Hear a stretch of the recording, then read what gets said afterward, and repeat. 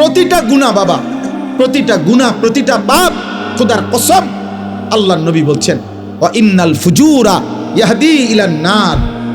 নবীজি বলছেন উম্মত, প্রতিটা গুনাহ তোমাদেরকে জাহান্নামের দিকে টেনে নিয়ে যাবে।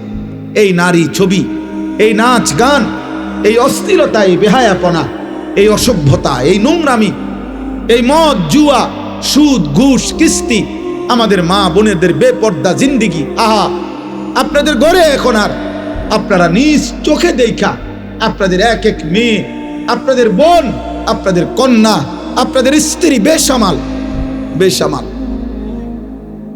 মন মতো পোশাক পরে, মন মতো জামা গায়ে দেয়, কত রঙে, কত ডিজাইনে, কত ঢঙ্গে সাজে, রাস্তায় রাস্তায় ঘুরে, বাজারে মার্কেটে প্রতিনিয়ত ঘুরতে থাকে। আহারি, বাপ কোথায়, স্বামী কোথায়, ভাই কোথায়, আত্মীয় কোথায়, অভিভাবক কোথায়? তোমাদের যুবক, পিছনে তাকায়ও না, পিছনে তাকাবা না। তোমাদের একটা একটা ছেলেকে আমি বলি, বাবা তোমরা এই সমাজের ছেলে, আমার কথা মনে রাখো, তোমরা যেভাবে আজকে নামাজ ছাড়া এই মোবাইলে আসক্ত হয়ে, তোমরা যেভাবে নারী ছবি আসক্ত হয়ে গেছ, তোমাদের আগামী 10 বছর পরে আল্লাহ চাহে তো হায়াত দিলে, আজকে তোমাদের যাদের বয়স 14, 16, 18, 20 বছর, তোমরা প্রত্যেকেই হারাম প্রেম তালাশ করছো, তোমরা প্রত্যেকেই কোনো না কোনো মেয়ের সাথে সম্পর্ক করতে চাচ্ছ, তোমরা নামাজ ছেড়ে দিচ্ছ।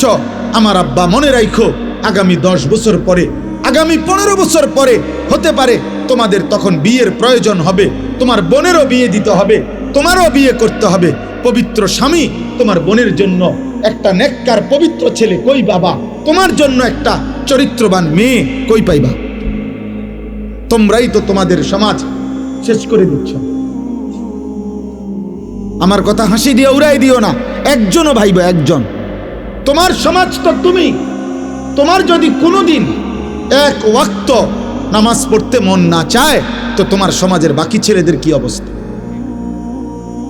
তুমি যদি দিবানিশি নারী ছবি দেখো, তোমার যদি সারাক্ষণ মোবাইলে উলঙ্গ ছবি দেখতে মন চায়, তোমার স্ত্রী যে হবে তার চরিত্র কি হবে? রাবিয়া বসরি।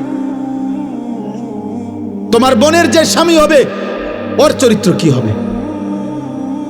ও কোত্থেকে আসবে? ও তো আলগা গ্রহ থেকে, মঙ্গল গ্রহ থেকে আসবে না, ও তো এই সমাজেরই বেড়ে ওঠা মানুষ, ও তো এই সমাজের বেড়ে ওঠা মানুষ। আমরা এখন নিজেরা বুঝি, ছোটবেলায় মাদ্রাসায় আমরাও পড়ালেখা করছি বাবা,